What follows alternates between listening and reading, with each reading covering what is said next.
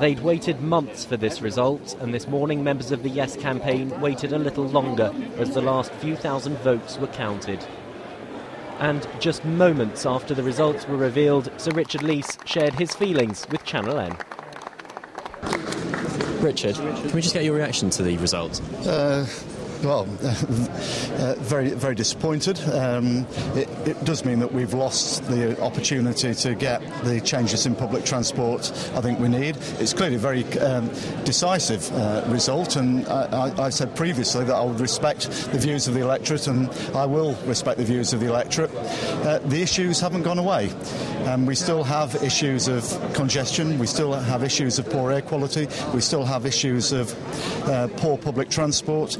We're going to have to reflect and try and see if we can find other ways of addressing those issues. Do you think the 10 leaders, when they put their heads together, will be able to come up with an alternative? Well, we'll try and do our best, but it will be nothing like this, because all we will have is the small amounts of money the government will allocate under normal programmes. We will have access to this Transport Innovation Fund of the tune of 1.5 billion, and the other 1.2 odd million coming from congestion charge. So clearly it will not be a package in the same way that this was, so it'll be a disappointment to many people. Well, you can have as many plans as you like, but this vote means that we don't get 1.5 billion from the government.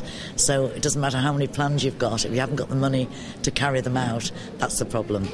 As the results were revealed, there were calls for Lord Peter Smith, the leader of AGMA, and Sir Richard Leese, the leader of Manchester City Council, to resign.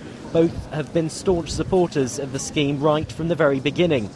Earlier this year, in the local elections, Roger Jones lost his seat as a councillor in Salford, as well as the chairmanship of the Passenger Transport Authority.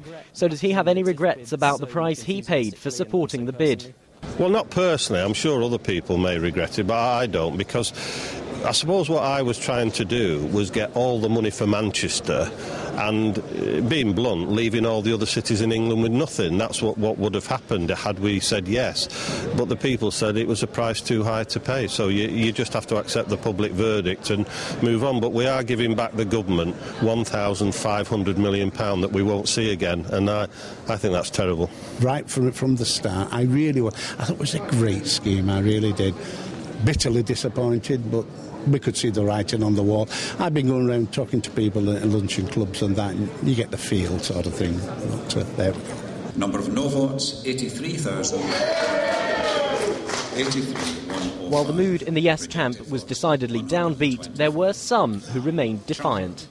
I can see no way in which we can deal with an enormous level of congestion and the growth in road travel and reduce our emissions from that without road pricing of some form being a component in that, whether it's here in Greater Manchester or it's a national scheme. And it's not just me that's saying that. Transport academics believe that.